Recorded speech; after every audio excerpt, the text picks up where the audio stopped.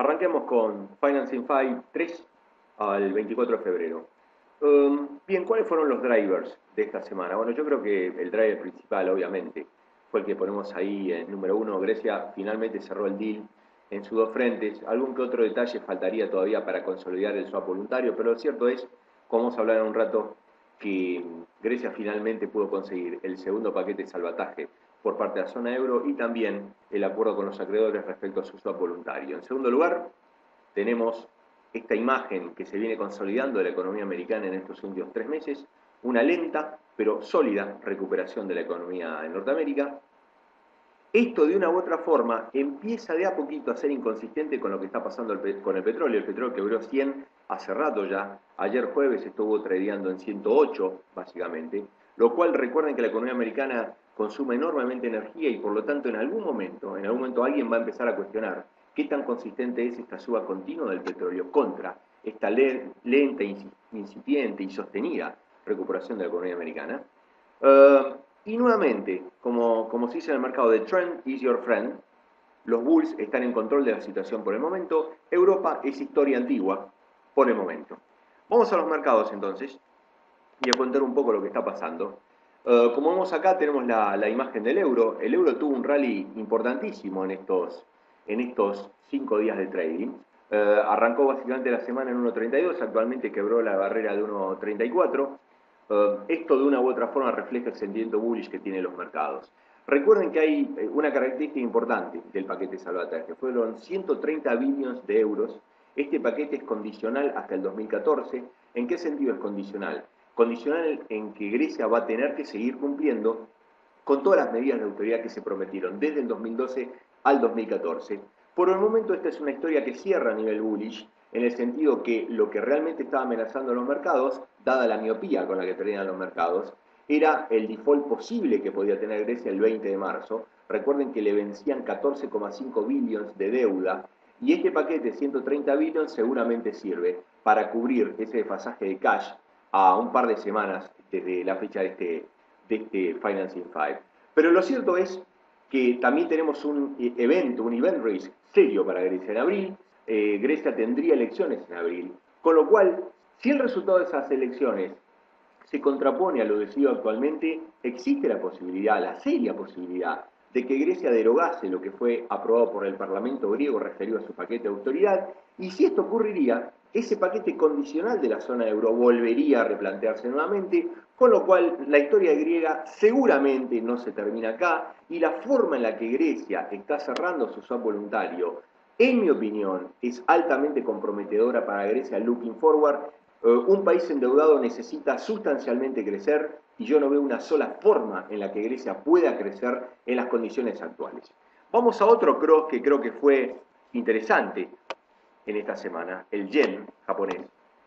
Les confieso que me sorprende un poco el yen japonés, no porque la economía japonesa no se merezca un yen en 100, sino porque el yen hace 4 años que viene tradeando al dólar, con lo cual el 99% de la dinámica del yen estuvo determinada por el dólar. ¿Y por qué entonces me sorprende? Bueno, con un QE3, con cierta inminencia por parte de Ben Bernanke, y aún cuando no existe el QE3, con el dovishness que Ben Bernanke le viene diciendo a los mercados en estos últimos meses, me sorprendió que el yen quebrase 80, pero lo cierto es que la economía japonesa no aguanta más y el yen de una u otra forma está demostrando eso. Le costó muchísimo quebrar 80 al yen en los últimos meses, por lo cual creo que esto es un quiebre importante, es una señal importante, y cuando quebró 80 no volvió, se quedó tradeando en estos niveles. Vamos ahora a los equities. Estoy haciendo este Financing 5 un rato antes de que abra Estados Unidos, con lo cual los números que ven ahí del Dow, del S&P, del Nasdaq, son al cierre de ayer. De todas formas, fíjense que los year to date siguen confirmando el formidable rally que han tenido los mercados.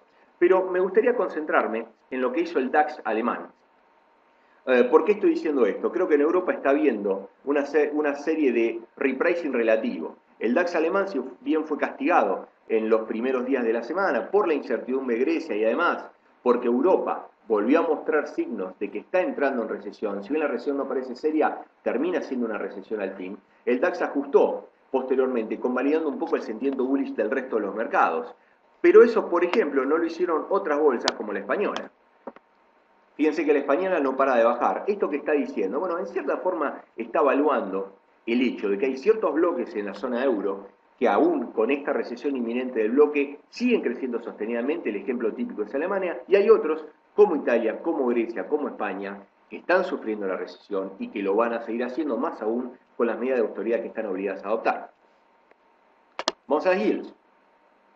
Bueno, no hay mucho para hablar. Las yields son siempre iguales en este contexto. Están tradeando en un rango, la 10-year yield de Estados Unidos en un rango de 1,95 a 2,05. Y nuevamente, en la medida que Ben Bernanke siga apostando a su estancia dovish, probablemente no ocurra absolutamente nada en este mercado, con lo cual tenemos una tasa de 10-year yield actualmente en 1,9913, planchada absolutamente como viene siendo el caso yo diría, en este último año. Vamos a los CDS. Bueno, obviamente los CDS de la Europa PIX estuvieron acompañados del rally en riesgo global, se vieron beneficiados con el cierre que hizo Grecia respecto a su paquete de salvataje y respecto a su swap voluntario, con lo cual lo que estoy mostrando acá básicamente es el CDS que cotiza para Portugal desde septiembre del 2011 hasta la actualidad. Fíjense que durante el pánico que tuvimos en el tercer trimestre del 2011, los CDS de 10-year Portugal llegaron a 551, actualmente están cotizando en 390, tuvieron un rally casi de 160 bips. Insisto, la historia europea está lejos de haberse terminado, es cuestión de tiempo. Cuando este mercado considere que ralió lo suficiente, cuando este mercado considere que las volatilidades implícitas colapsaron lo suficiente, no me sorprendería que esta historia se recicle nuevamente por una sencilla razón. A nivel fundamental, Europa no solucionó absolutamente nada y lo que tiene es una tragedia de deuda. Finalmente, vamos al VIX, un poco que mide este termómetro de riesgo y lo que estuve marcando anteriormente.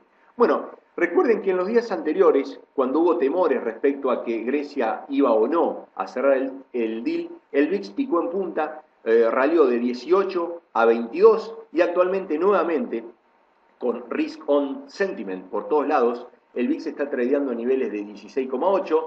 Recuerden lo siguiente, esto está cercano a un mínimo histórico del VIX.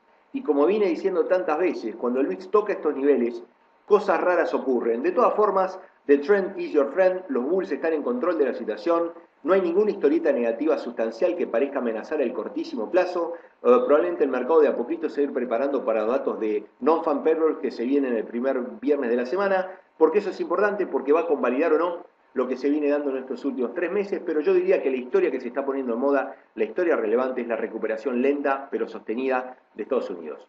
Se terminó Finance and Fight 3, hasta la semana que viene.